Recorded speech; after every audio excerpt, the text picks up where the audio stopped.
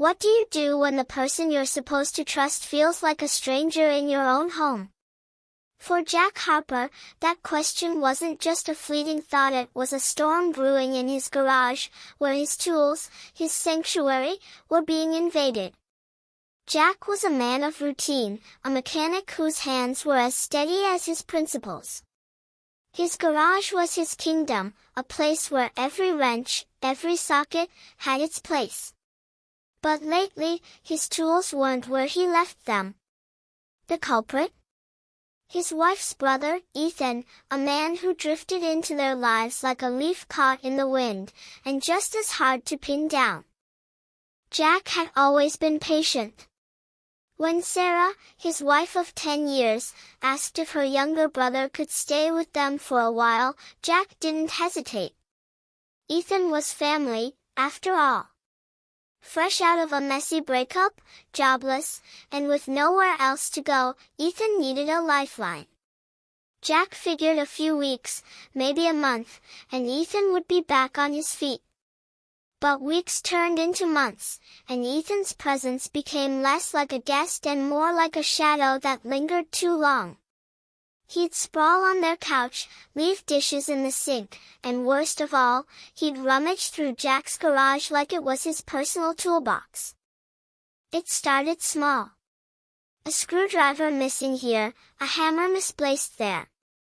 Jack would find his tools scattered across the driveway or tucked under Ethan's half-finished projects, a birdhouse that never got finished, a car engine he swore he could fix, despite knowing nothing about mechanics. Jack gritted his teeth, telling himself it wasn't worth a fight.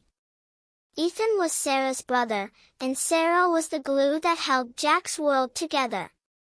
Her laugh, her warmth, her way of making every day feel like it mattered, she was worth the inconvenience. But patience has its limits, and Jack's was wearing thin. One evening, after a long day at the shop, Jack stepped into his garage, expecting the quiet comfort of his tools. Instead, he found Ethan hunched over his workbench, using Jack's prized torque wrench to fiddle with a rusty bike frame.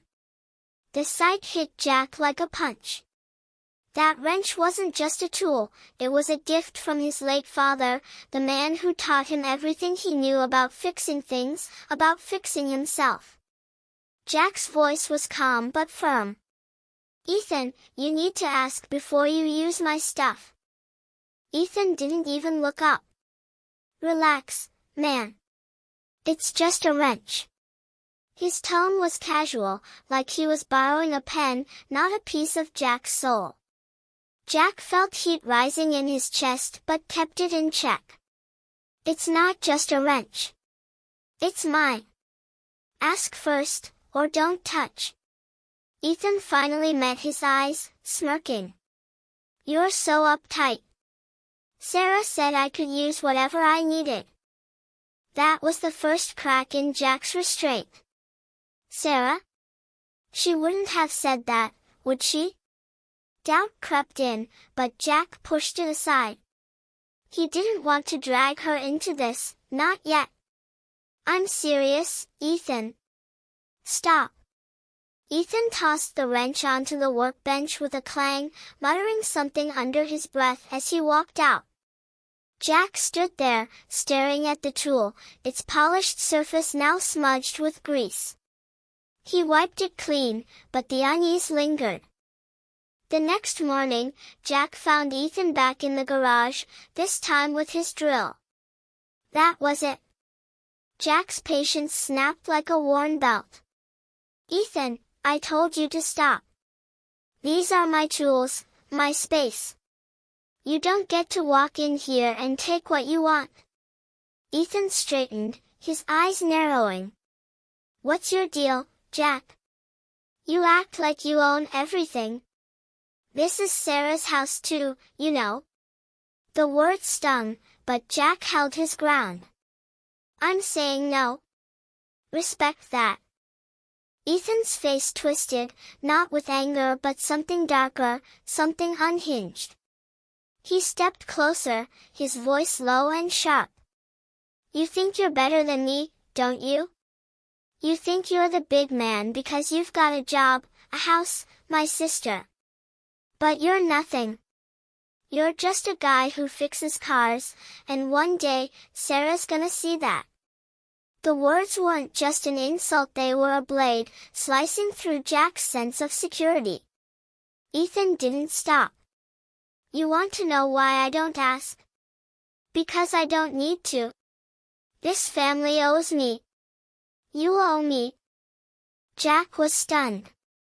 "Owe him? For what?" Ethan's eyes burned with a resentment Jack hadn't seen before, a bitterness that felt older than their argument. Before Jack could respond, Ethan stormed out, leaving the garage in disarray. Jack stood frozen, the weight of those words sinking in. He didn't tell Sarah right away. He needed time to process, to figure out what Ethan meant. But the seed of doubt was planted, and it grew with every passing day. That's when the twist came, not from Ethan, but from an unexpected source, Mrs. Carter, the elderly neighbor who'd lived across the street for decades. She knocked on Jack and Sarah's door one afternoon, her face etched with concern. "Jack, I don't mean to pry, but I saw Ethan in your garage again last night. He wasn't fixing anything.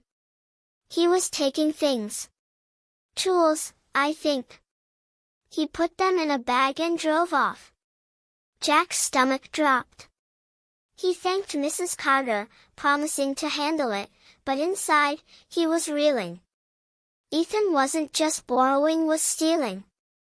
Jack confronted Sarah that night, his voice steady but heavy.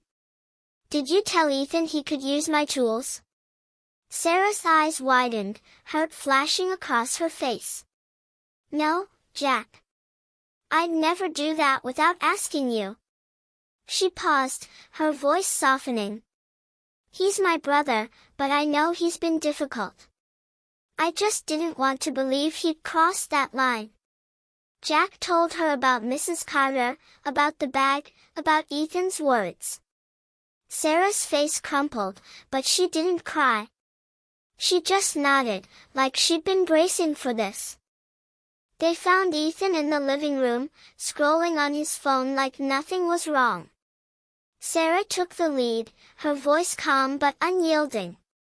"Ethan, what's going on? Why are you taking Jack's tools?" Ethan's smirk faded, replaced by a flicker of panic. "I don't know what you're talking about." But Sarah pressed, and the truth spilled out like oil from a cracked engine. Ethan had been selling Jack's tools to fund his fresh start, a vague plan to move across the country and make it big. He didn't ask because he knew Jack would say no, and he justified it by convincing himself Jack didn't deserve what he had. The betrayal cut deep, but what hurt more was Ethan's reasoning. "You've got everything, Jack," he spat. "A house, a wife, a life. I've got nothing. You think I wanted to end up like this?" For the first time, Jack saw Ethan not as a nuisance but as a man drowning in his own failures, lashing out at the one person who'd tried to help him. Sarah's voice broke the silence. "You need to leave, Ethan. Tonight." There was no anger in her words, only resolve. Ethan didn't argue. He packed a bag and was gone by morning.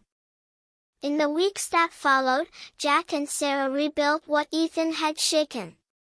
They talked more, not just about tools or boundaries but about trust, about family, about what it means to hold space for someone without losing yourself. Jack's garage became his sanctuary again, but he added a lock not out of fear, but as a reminder that some things are worth protecting. Mrs. Carter brought over cookies one day, her way of checking in, and Jack realized that family isn't just blood, it's the people who see you, who stand by you, even when you don't ask. Ethan's words lingered, but they lost their sting. Jack wasn't just a guy who fixed cars. He was a man who fixed what mattered: his home, his marriage, his peace. And in the end, that was enough.